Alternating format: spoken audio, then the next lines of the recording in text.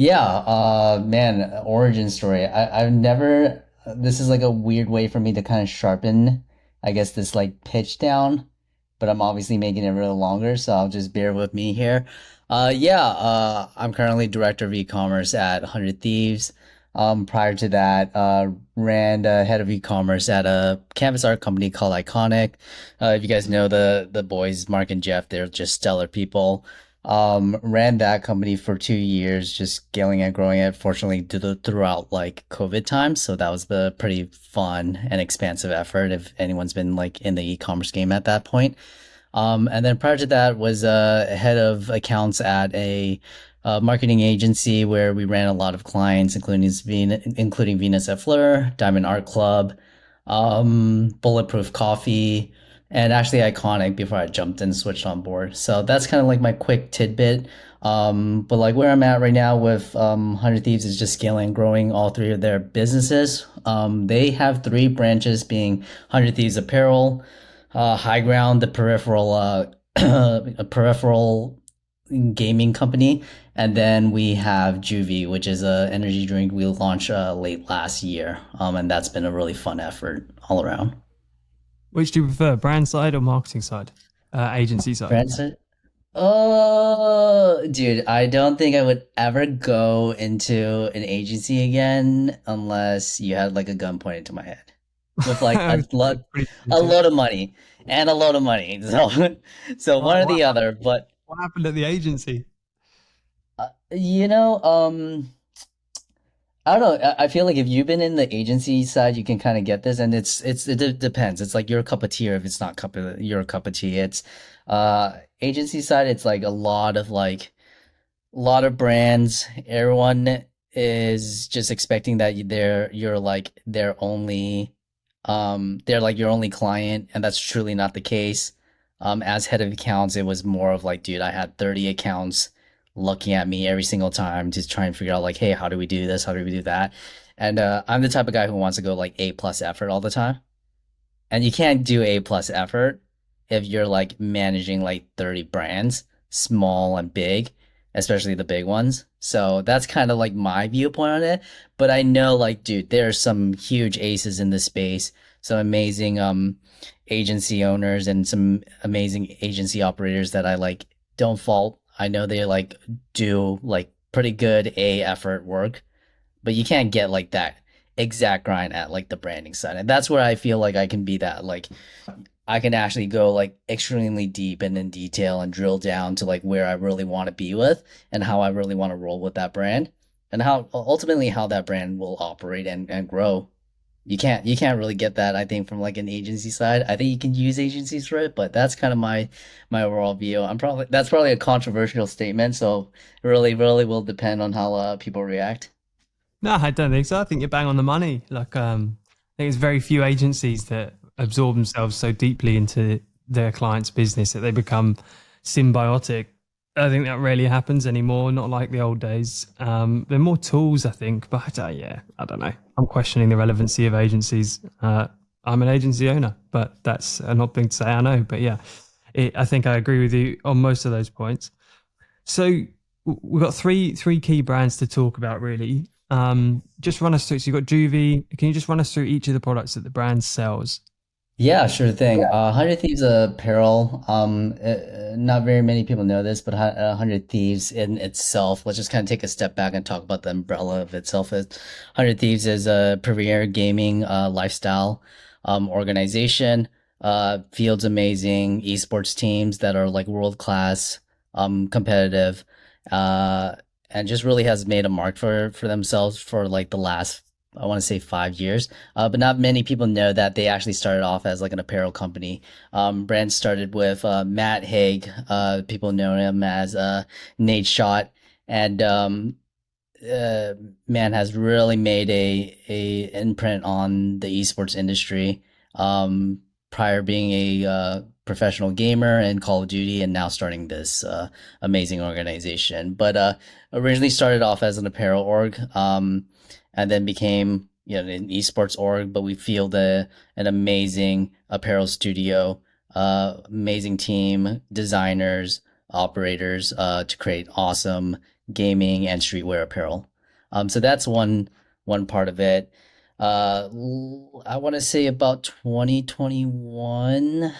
Yeah, I want to say 2021, late 2021, 100 Thieves acquired High Ground. High Ground is a gaming peripheral, mostly keyboards, mouse pads, and some apparel and accessories.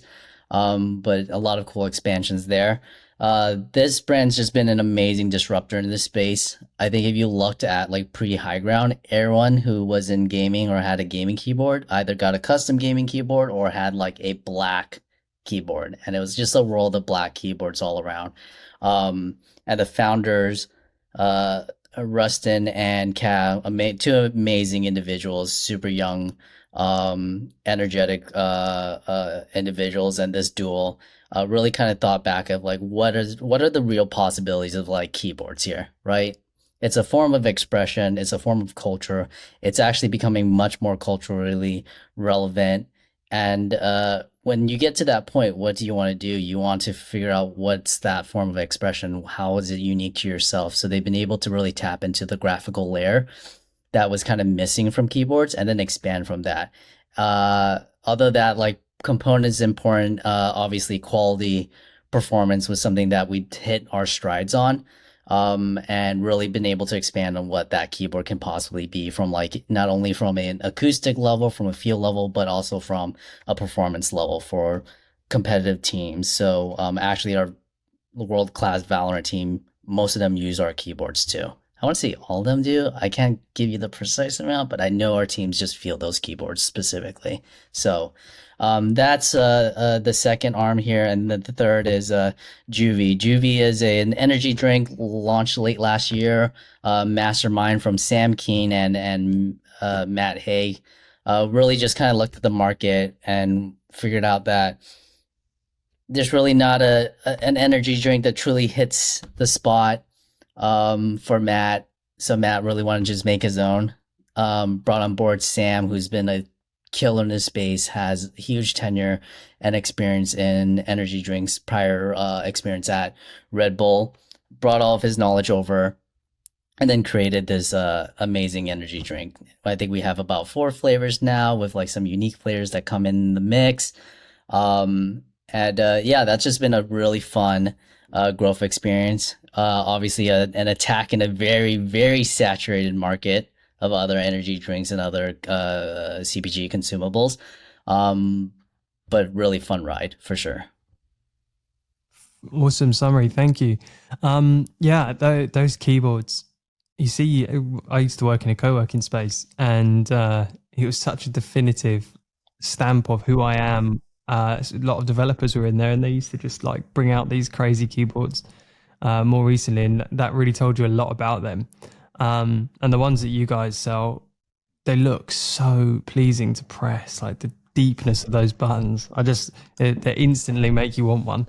Are they like, I mean, they're not that much more expensive than a traditional keyboard. I know you do like special collabs and things like that, and we'll get into that, but um, is there a big demand for this outside of gaming for those kinds of keyboards? Do you see?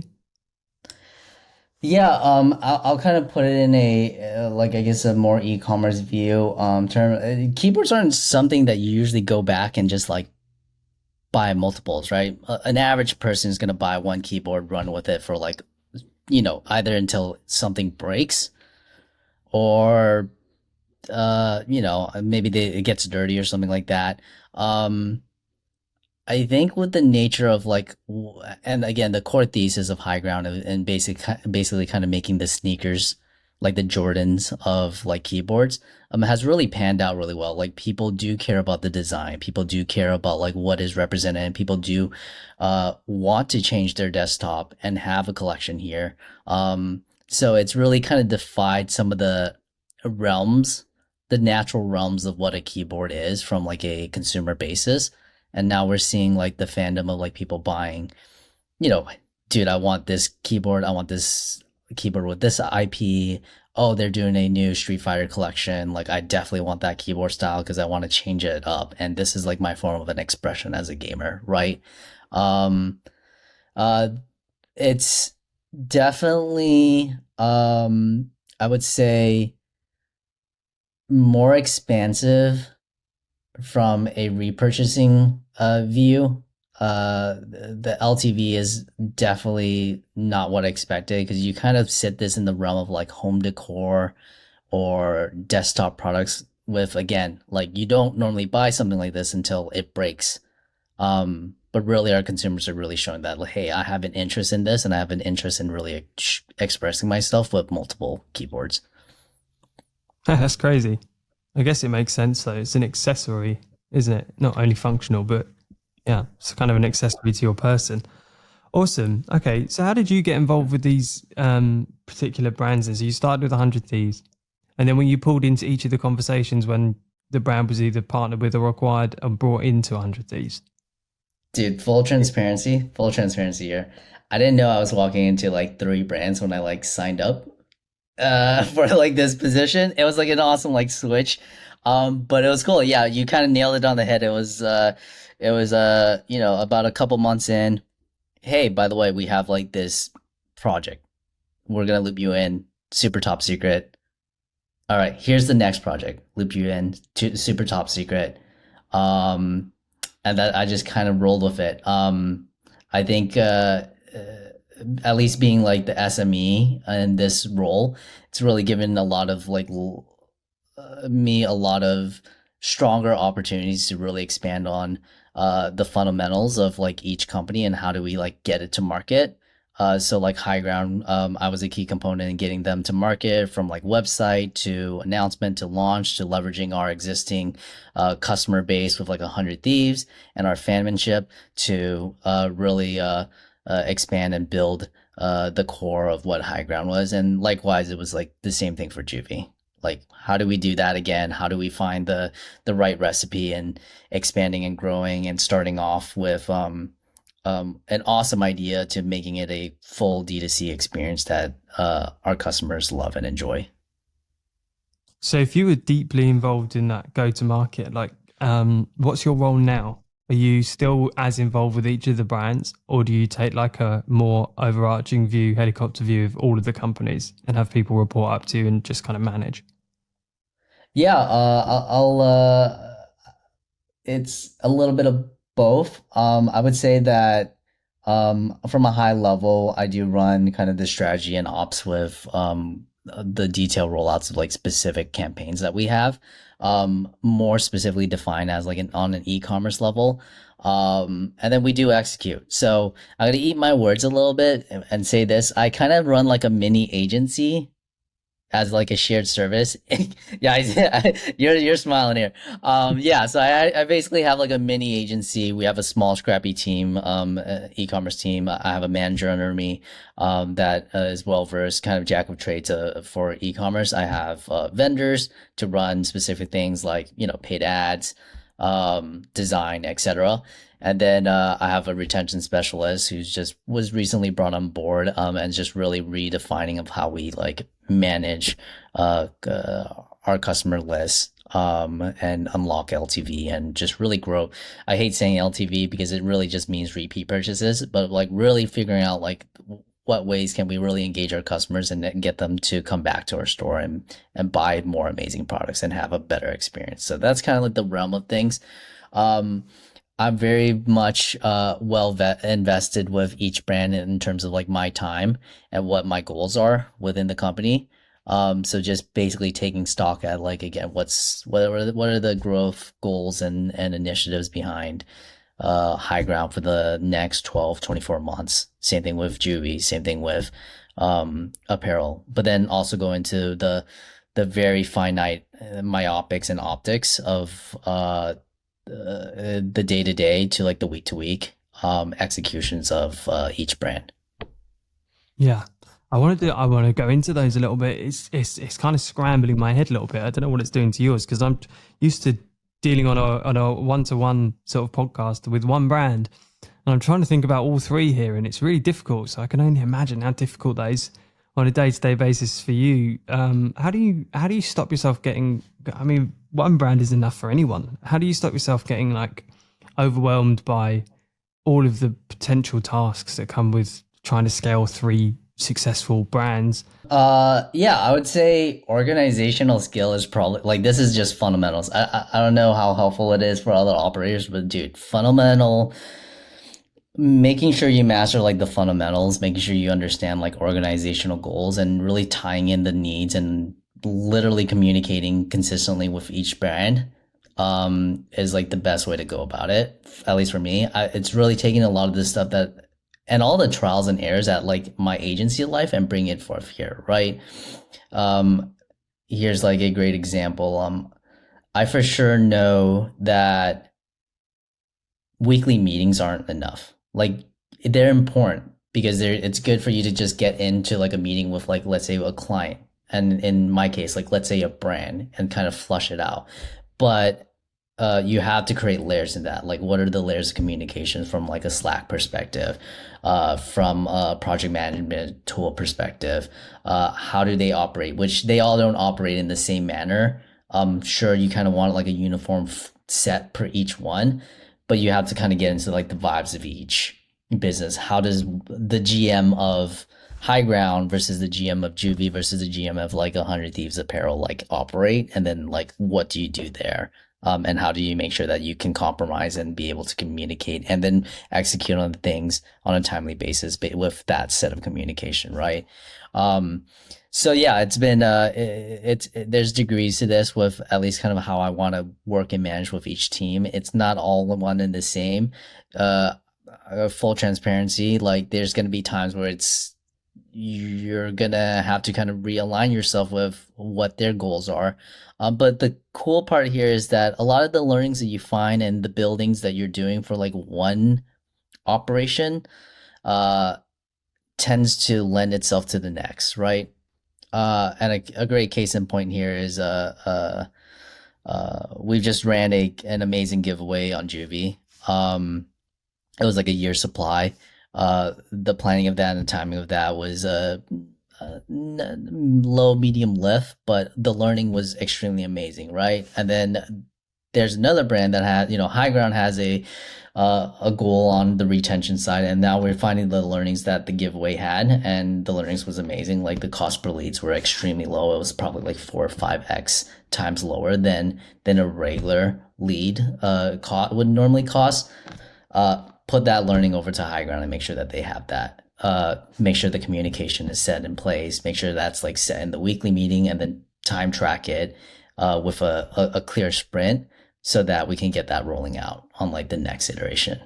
So that's like Why one did you say cost per general lead there? example. Just interested. Why did you say cost per lead?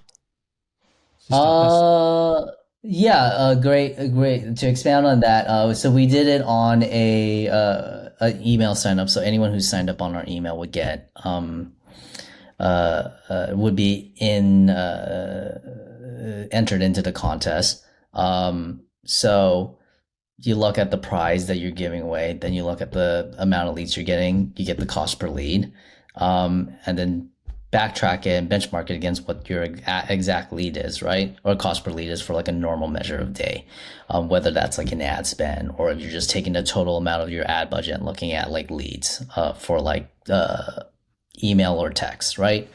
Um, and like that's not a it's not like a hey I've just created like discovered fire situation. It's like hey, this is actual fundamental and an old tried and true way to do it. It's just like actually executing it, testing it out, looking at the metrics, and then reiterating it across the other brands, right? So you kind of have these puddles of little puddles where you can test, not for lack of a better term, but then being able to expand on it and taking that learning and moving it to like the next business.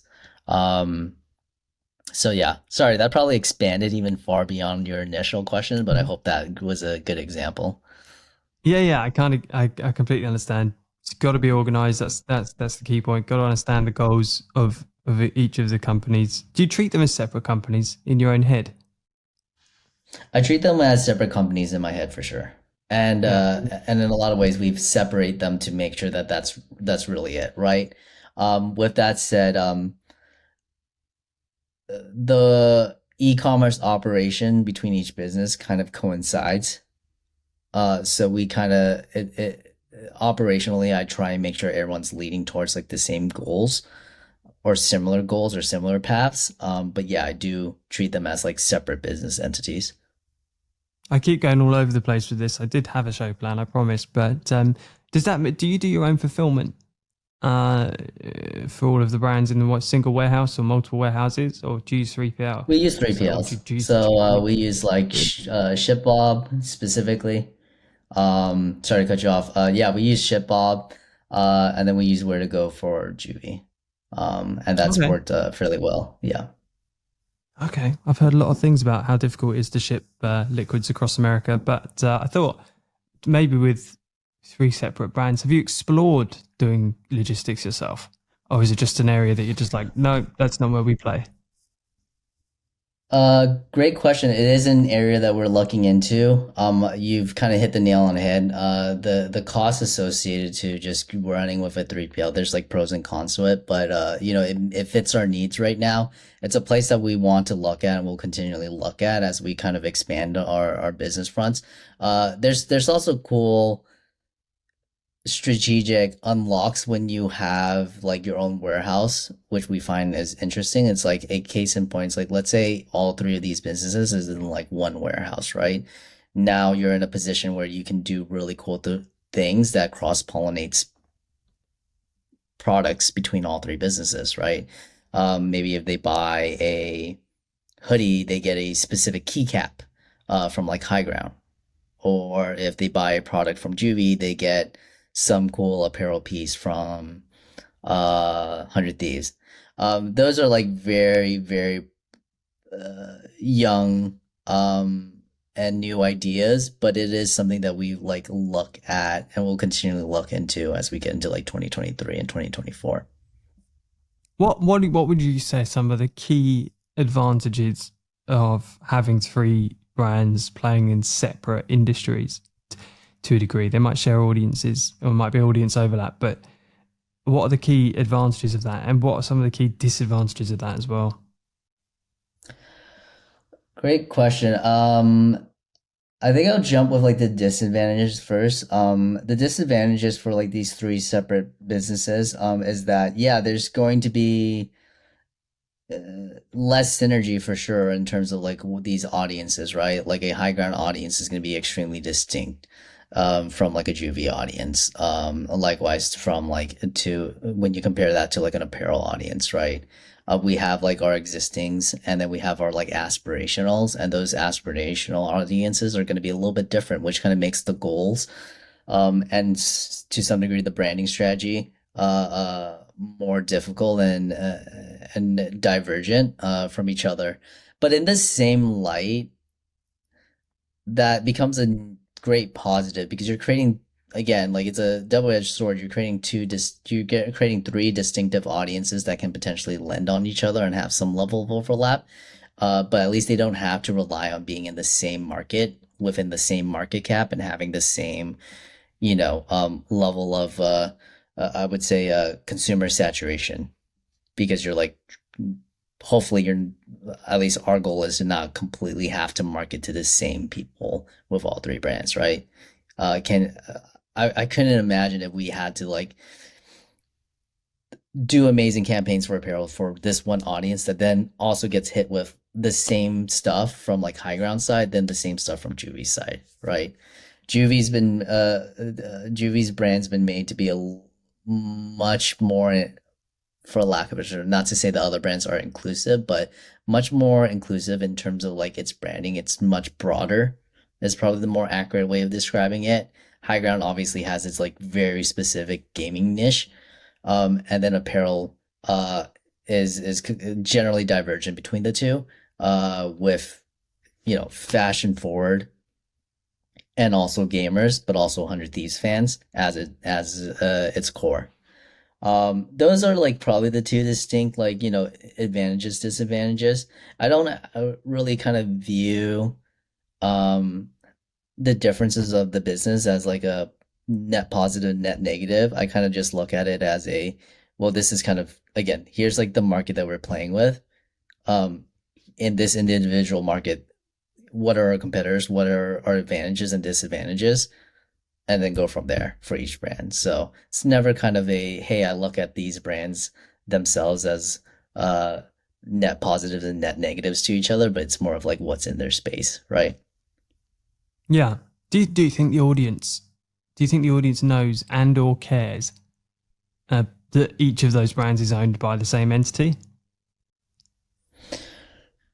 It's definitely I would say it's definitely a net positive for sure. Like you have like an amazing gaming organization, a premier gaming organization backing up two amazing, two, or well, three. We're just gonna say that apparel is kind of part of like under these in itself, anyways. But these other amazing CPG brands, um, and it makes it a much better story to tell in general, right? 100 Thieves acquiring a high ground company started by two really young, awesome dudes, entrepreneurs, and now expanding to becoming one of the biggest and one of the best keyboard brands of 2023 and beyond. The leaps and bounds there just because of its support and what it's doing from like the 100 Thieves front, and what the players are using, how the players are using our keyboards, to the fans that are really backing such an amazing peripheral company is just like awestruck, amazing.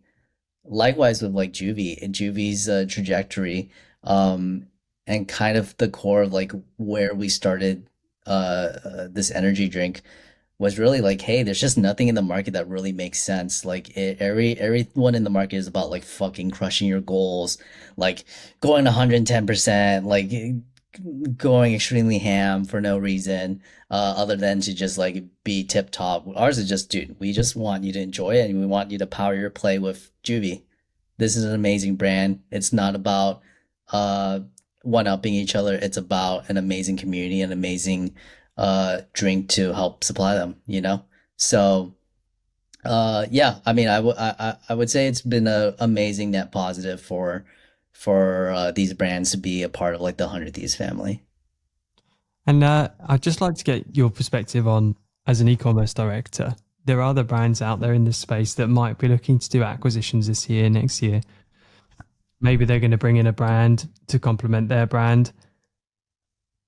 Is there much opportunity for cross-pollination other than buying the brand on its own merit, i.e., sales and the products that it has? And I'm talking non-specifically, but is there much, have you seen much of a benefit as the byproduct of doing that being, I think a lot of brands enter into those acquisitions thinking, well, we've already got this really great established audience and this kind of fits with that audience, and we can just send them some email marketing and we can drop hints here and there and we can share audiences on Facebook and we can do all these great things that is going to make it really easy for us to increase acquisitions for this new brand that we're going to go and buy. Do you actually see that played out? Like when you started working on High Ground, did you manage to do much cross pollination, and how much of a bonus was that or a multiplier was that for you coming out of 100 Thieves or being owned by 100 Thieves? Yeah, I'll break it back out into those two parts. Do I think there's a clear opportunity for like large companies right now, eight, nine figure businesses that are DTC to acquire new brands? Yeah, I think that's generally going to always be the case. It's just how tactical you're going to be with it, right? Like and leaning onto like the second part of your question, for like 100 Thieves, there's just clear components here of why High Ground makes so much sense for it to be a part of like 100 Thieves, right? Naturally, Gamer is a gamer product. The goal was to be, is about cultural relevance, style, fashion, expression, and performance, which are all like shared values between 100 Thieves Apparel and 100 Thieves as a brand and organization on a whole, and High Ground, right? Um, I wouldn't recommend like a random brand to just buy just because its numbers are good. It really has to make sense from like a cross-pollination perspective. Like you wouldn't see Hexclad buy like a toiletry product, you'll probably see them buy maybe something that's makes a lot more sense from like a software perspective, from like a kitchen software perspective to expand there, or just something that leans itself more from like a complementary product or from its core thesis of what it wants to do. I use Hexclad because I actually just listened to your podcast with Panzer, Jason, right? Yeah, dude, that was Some amazing. Townsend. But um, but you wouldn't see like Hexclad go out with something outright like that. In a similar fashion, like you wouldn't see like maybe Outweigh socks by uh outerwear company. It has to really truly make sense for what it is. From like a cross pollination perspective, again, it goes back to that. It's you're really trying to look for, does our audience already resonate with like something like this? Will they resonate with it? And if they do, what are like the measures and possibilities that you can do with that level of cross pollination? When we launched High Ground at the start, I would say 80 to 90% of the audience or customer base was 100 Thieves fans.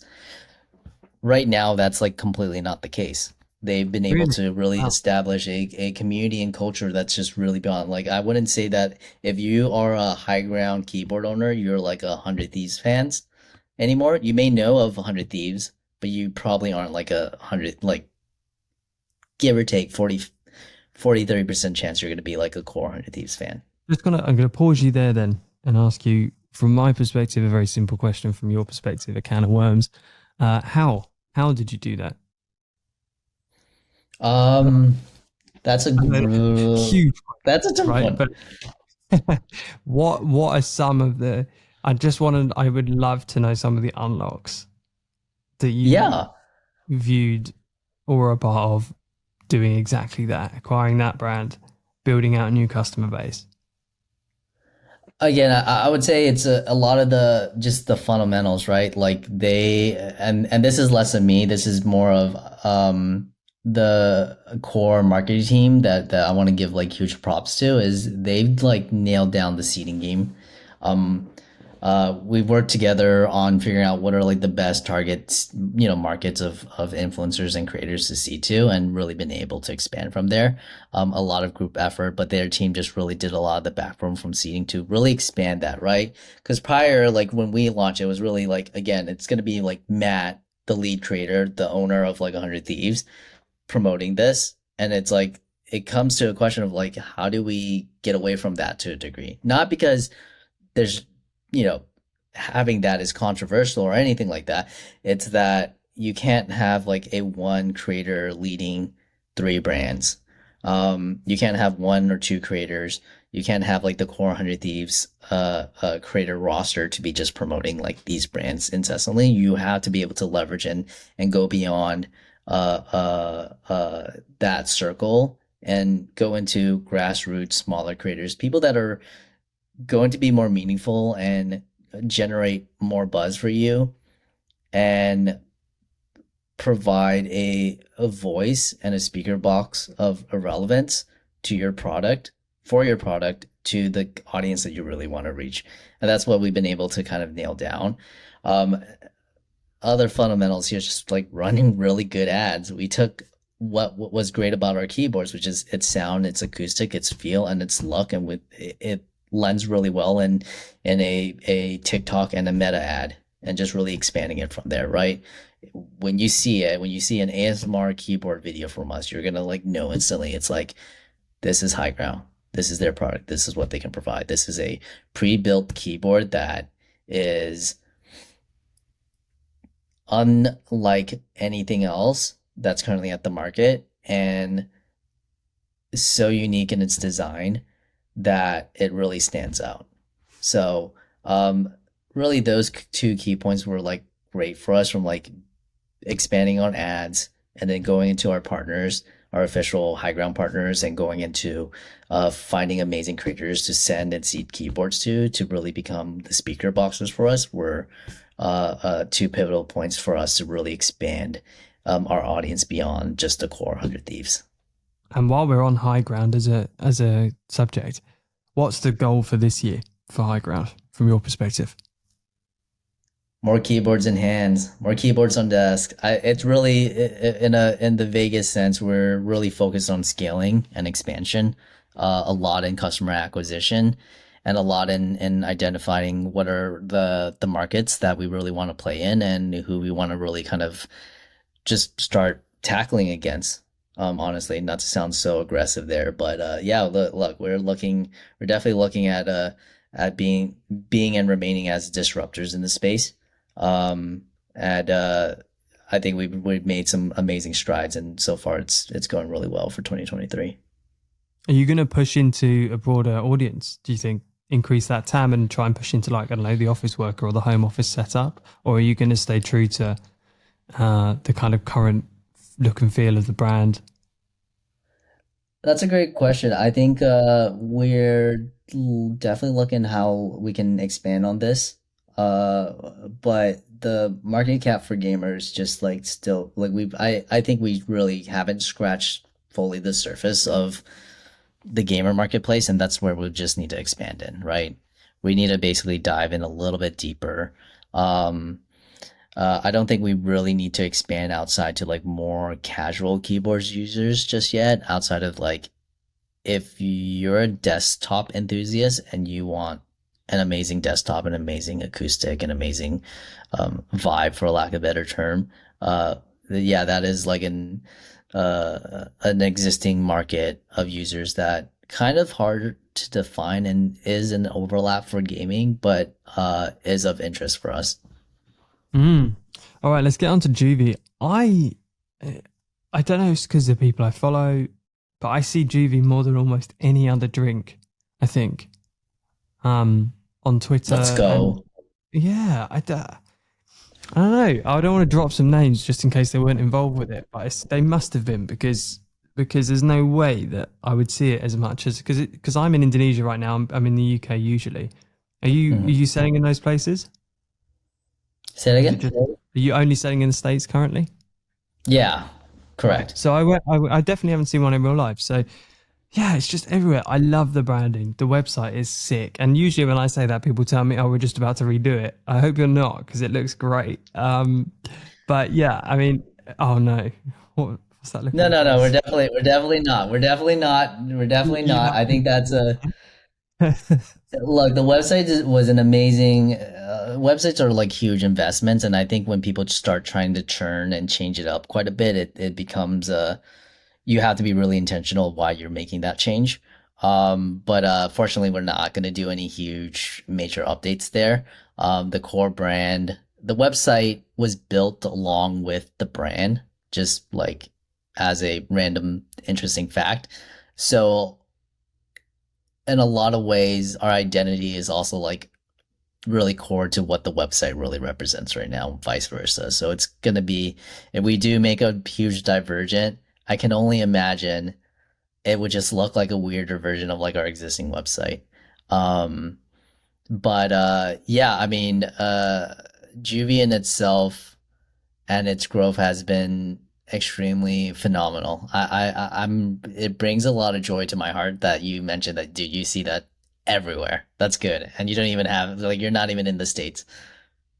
Yeah, I knew. Well, the thing is, to be completely transparent, when I first contacted you, I knew 100 Thieves, um, and a bit about. I didn't know that you were part of personally that you were part of Juvie, and I thought being an outsider looking in that Juvie was probably one of the biggest brands of drinks in the US, based on the exposure that I had seen through Twitter and things like that. And then when I was researching this show, I was like, oh man, like it hasn't actually been around like a huge, not, you know, compared to someone like Red Bull or Ghost or something like that. I was like, oh man, yeah, these guys are killing it.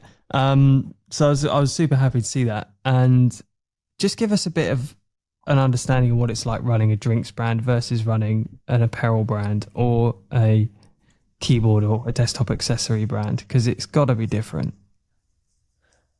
It's definitely different.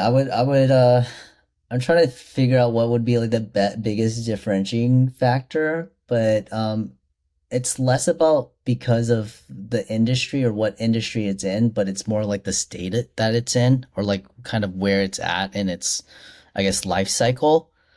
you can kind of look at high ground right now, and I'm gonna go back to high ground and apparel. Apparel's been established. Apparel's got a large pedigree of amazing drops that's sold out. We've just kind of advanced on some of our creatives and our design.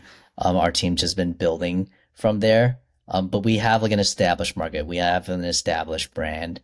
The high ground is kind of like in the middle of that, or kind of getting to that range. It's about a probably like 2 years old now, maybe a little bit more than that, since its acquisition.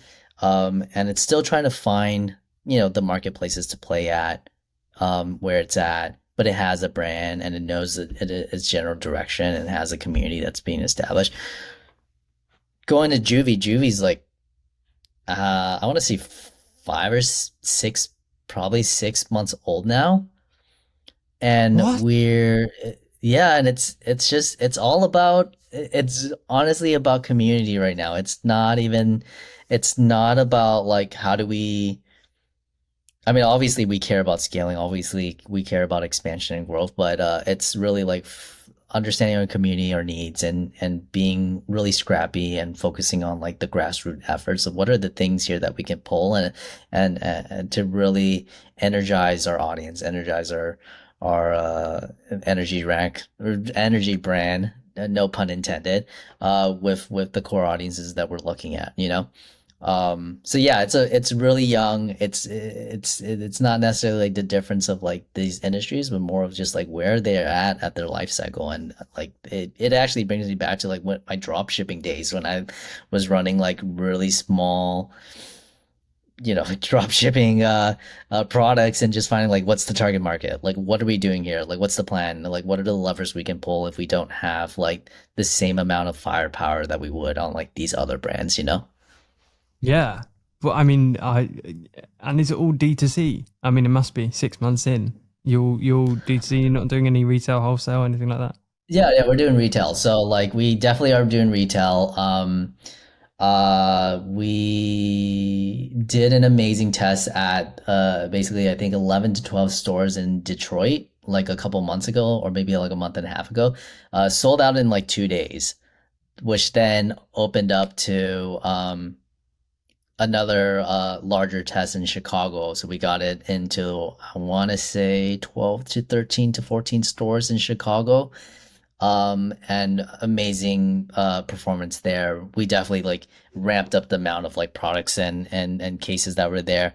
But you just had like a plethora of like random kids just come into like 7-Eleven and like buying a ton of Juvies. You can see it all over on social. You probably still find it if you look at like Chicago like Juvie. Like kids are like walking out with like grocery bags full of Juvie, just wiping out the cases and stuff like that. Outside of that range, we run with Bevmo and GoPuff. GoPuff's our last mile delivery service. We're in, I think, I want to say 160 plus Bevmo locations.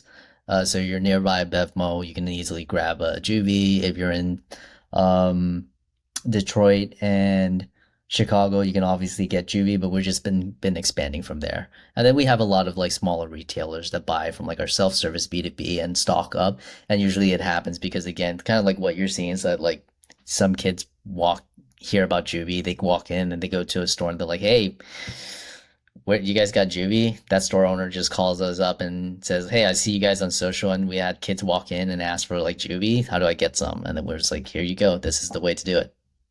Can you give us a quick overview of the go-to-market strategy for Juvie? Because it's so young.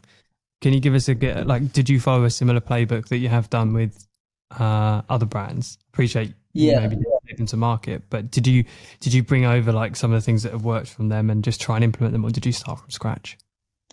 Yeah, from the D2C side, it was particularly focused on kind of the same strategy, which is like how do we first get like 100 thieves to be their core audience, and then how do we expand from there?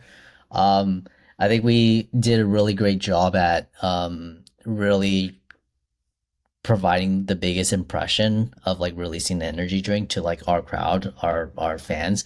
Um, it definitely did take some time because again, like your energy drink, energy drinks are like an immediate need state. You have to kind of really, how do you get someone to buy something that they've really never tried before? Which I'm sure you get that statement. or I'd never tried before from like a taste level. And I'm sure you get that statement from like a ton of like consumable brands, right?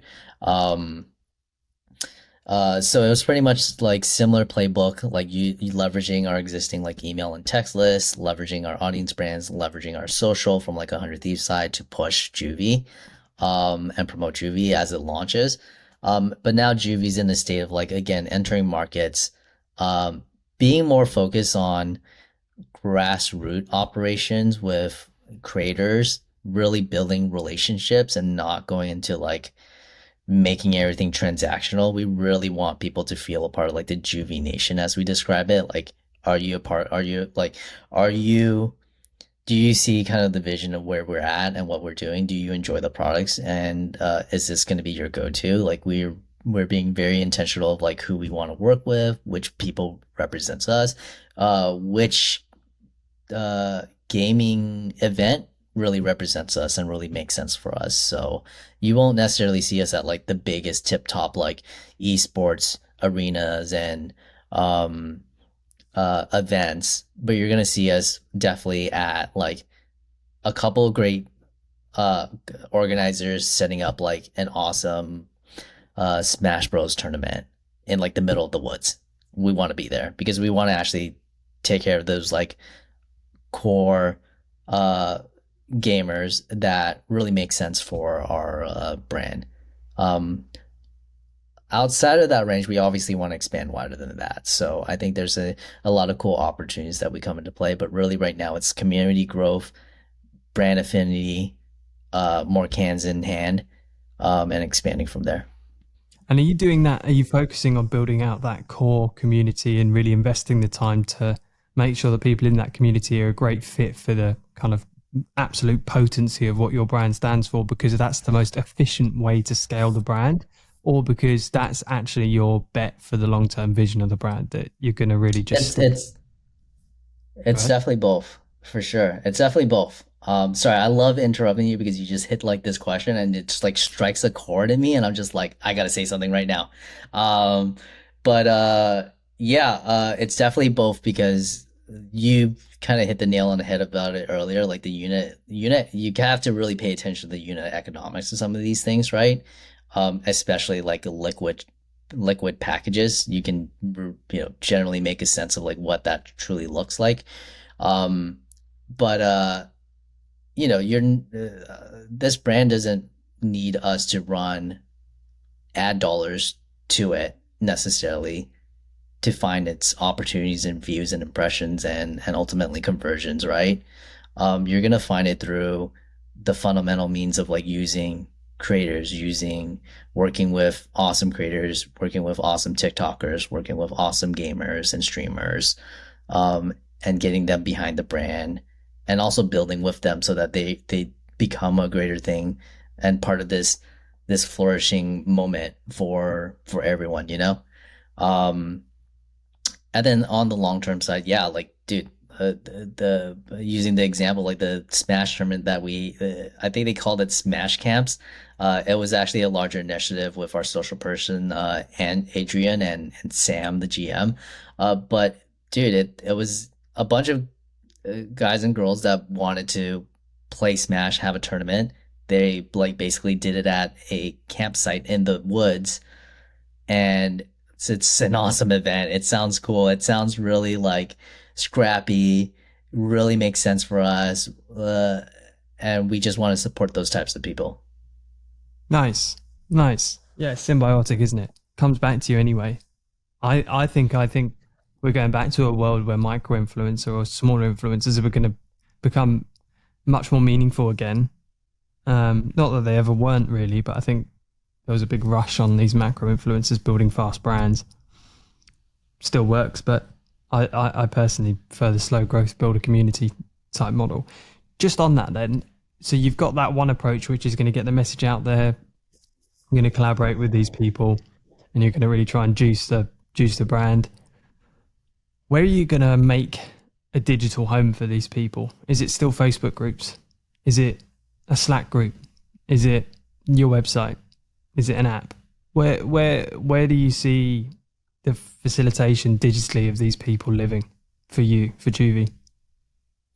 Yeah, I definitely think it's our for sure our email and text list because that's where our communication is. But we obviously want to try and keep everything as like one to one and also two way. So it really is Twitter. It's really our social. I think there's a world where we spin up like a Discord. Um, for our Juvie fans, but it kind of has to make sense, right? Like I think some one of the things that I've been noticing is that a lot of these D2C brands are just spinning up Discords or spinning up Facebook groups without any like real intention of like what that value is going to be for like their fans, right? I think High Ground has done this really well. They've had cultivated an amazing Discord group. I think I don't think I can say the exact number, but it's a pretty big group for sure. Um, Probably over 40,000 users in our Discord for like High Ground. And it's similar, but the reason why that was the case is that we've just been offering a lot of amazing value. And when I say value, I mean tangible things. Like we talk to them, we communicate with them. They have feedback for us. We talk to them in there. We respond, we compromise, we provide the best support, and we want to make sure that they're happy one way or another, you know? Um, that's something that I think a lot of like brands start missing, and they just create like a group just because they think that, oh, we're gonna have like people coming in here and they're gonna talk about our products and stuff like that. It's like, dude, what do you need to provide some level of value that's just beyond the core sense of community here, you know? Um, I think Juvie's done that extremely well just on Twitter alone. I'm gonna give like massive props to Sam, and I want to make it clear that a lot of these initiatives isn't just me alone. It's and for sure a lot of the community initiative is not fully by me. It's really by the core team and how they've been able to reach and talk to people from like a human level. But really huge shout out to like Sam and the Juvie team, their core team for being such a strong communication vessel for brands or for our audience and for this brand from like day one to like now. That's where A I lot of saw it. the yeah, Twitter. you've seen the communication. You've seen the amount of people that just um they will literally tag Sam, and Sam literally spends 2 to 3 hours every day messaging people, following, liking. He's not bashful by any means. He's like in the zone. He is putting out some major like community maker vibes by doing this. So I think that's like a core component here that like just can't be missed. And if we were supposed to do so, if we're going to do something like that from like an expansive mean from like Discord or like a Facebook group, it really has to make sense. But right now, our audience is really on Twitter. Our audience reaches out to us on like text, so our text list is huge, and then emails also like a clear component, even though it's not two way. Do you use push notifications at all, like an app or anything like that, or is it all text across any of the brands? Not push notifications. I've had my general experience with like push notifications. I think it's a interesting tool. It will make more sense with something like Tapcart. It's funny that you bring that up because I've had conversations and thoughts with kind of how we could potentially play in the realms of something like Tapcart or I don't know if push out is still out there, if that's like a big thing still, but it's a potential possibility. But it's also like a level of redundancy that you have to kind of pay attention to, right? A reason why I haven't implemented something like that for like High Ground is that they're on our Discord. They basically get push notifications because of Discord. It's Yeah, such a like yeah, it's a huge hack. Like if you have a good Discord and you know like you've trained and conditioned your community to like look out for like early access news, like secret hints or first takes on things through Discord, you basically have push notifications already. It's just through that tool, you know? yeah, it makes a lot of sense. I guess as well, I can only really see it for apparel because I mean, the Discord is a self fueling fire, but if you were the one having to send the push notifications to an audience that you weren't sure of the conversations that are happening in that moment, then what can you really talk about aside from product drops, collabs, And it's releases? redundant.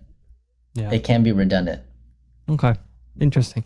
What about measuring all of this? We'll wrap this up shortly, but what about measuring all of this? So you've spoken about building this community out on Twitter. Twitter, I've seen a few brands playing in Twitter. It's an interesting space for sure. How do you go about attributing any of those efforts to sales and trying to work out the value of what you're doing there versus like just chucking money at Facebook? Great call. I think you pretty much hit the nail on the head, and we really want to avoid the need to just have to chuck money at platforms unless it really makes sense. We're really making sure that whatever we're doing from like a resourcing and spend level actually has like an actual ROI. But from social side, I think that's where the beauty of it is that it's not like us doing these grand campaigns to roll out on social and then looking at social listening. You can just see the ultimate like growth of like our uh our brand in social listening. If you like use like Sprout Social, we do take track and we do measure the metrics of like our follower growth, our reach, our impressions for what we're doing per campaign. So that's all generally important for us. But we try not to get into like too much analysis paralysis. At least from my tenure in, I would say my brief tenure in like e-commerce, a lot of companies tend to get into analysis paralysis as they're like diving really deep in like what is this one metric, what is this one thing that could be like in a huge unlock, and it's like no, this is all a an ecosystem of like waves of things, and you kind of want to take it more holistically. So for us, yeah, we do try and pull that back and look at it from like a day-to-day measure of sales, but I do want to look at it more of like, hey, like in overall, is the community growing? Overall, are we seeing, repeat purchases? Overall, are we seeing more people engaging us on our text list rather than how much money our text list actually makes us? I care more, randomly enough, I care more about how many people respond when I send out a text message on Postscript than I do about the amount of revenue that I get back from it. Because a lot of the messaging there's in the moment, on the spot, uh, and shows me the sheer amount of engagement when someone gets a text from us. So those are kind of like my general viewpoints on it. We do measure, it in a more finite level, but I would say that we try and avoid being in the myopics of like pure numbers and looking at like the overall behavior of our community in social or on our like retention list, etc. It's super interesting. I like that. I do seem to find that there's, especially in e-commerce directors or CMOs, two schools of thought. Whether you're incredibly metric and data driven, and that tends to go hand in hand with people that are spending a disproportionate amount of their budget on paid performance marketing, usually on Facebook, or whether you're measuring sentiment and a bit casting a slightly wider net and looking at the brand more holistically. And that tends to favor people that are, I'm not saying that you don't do both, but it's interesting you can feel the approaches of different people and then how they fit with different brands. And it's just then looking at the brands that you are playing with makes a lot of sense that you do well there. I definitely want to touch up on that just briefly because I think you hit a stellar point there, which is that like when you're spending disproportionately on like Facebook on ads and stuff like that, you're going to be in the weeds of like the unit economics, right? Because now you're basically under trying to like really truly justify the spends against MER, against your CAC, and then ultimately against gross margin and ultimately against contribution margin, right? We do that too, and it is an important view for us, but because we don't move spend completely and directly into or our budget into those channels, high ground to a larger degree, but the other two not as much.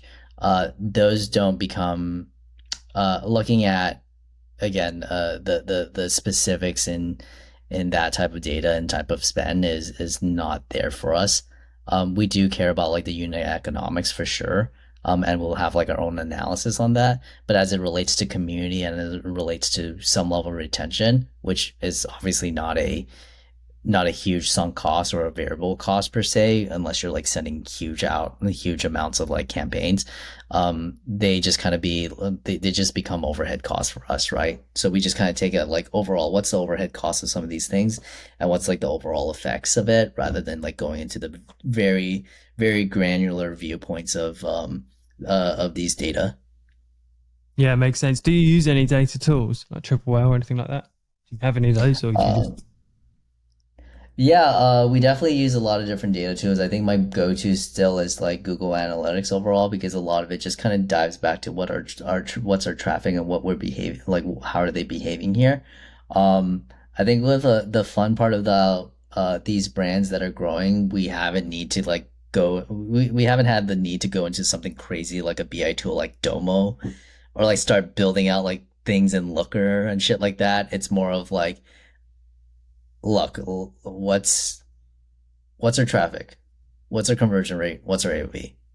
Okay, let's start backing out from these things and actually start making more clear views of these things because ultimately these are like leading leading measures rather than lagging measures like revenue and stuff like that. Yeah. Okay. Right. Couple final questions. What are you most looking forward to this year? From maybe one thing for each of the brands. What are you most excited about for the remainder of this year? Oh man, the e-commerce side of me is gonna say Black Friday, Black Friday, and Black Friday. Um, just because it's gonna be like the first true test. Like these are all growing. Like we've all have like new growing audience and new people. I'm very curious as to like what that looks like. I think I'm probably gonna get like a complaint about me saying something as like obtrusive as that, but just the e-commerce side of me kind of just comes out. But what I'm really looking forward to is just ultimately this is probably going to be a cop out answer, Finn. You can't be mad at me on this, but it's really just like the overall growth of each brand, right? Like I think High Ground's just going to expand aggressively and expansively. I can't wait to see the next set of people getting their keyboards and showing it to us on social. Likewise for Juvie, it's just like the same route. The biggest I think some of the bigger moments there is just like some of the things that Sam has in store. I can't really like say much here, but we have some really fun um activations and announcements in store. Hey, I'm here for it. I I can't think wait. I'm missing. Tell me that. I've Give been me not that. giving apparel love. I've been not giving apparel love, so I'm gonna say apparel has some amazing releases that we're really excited for too. You still excited about apparel? Apparel is a difficult one. Apparel is so hard to keep up with. Keep churning out the fresh stuff and keep people. It's just a tough gig. Apparel in general is tough. Is it with so many other opportunities around you and like like which one's your favorite? Can I ask that? Which one's my favorite? Which one's my favorite? I'm gonna I get tell you, I'm gonna get a bullseye somewhere on this one.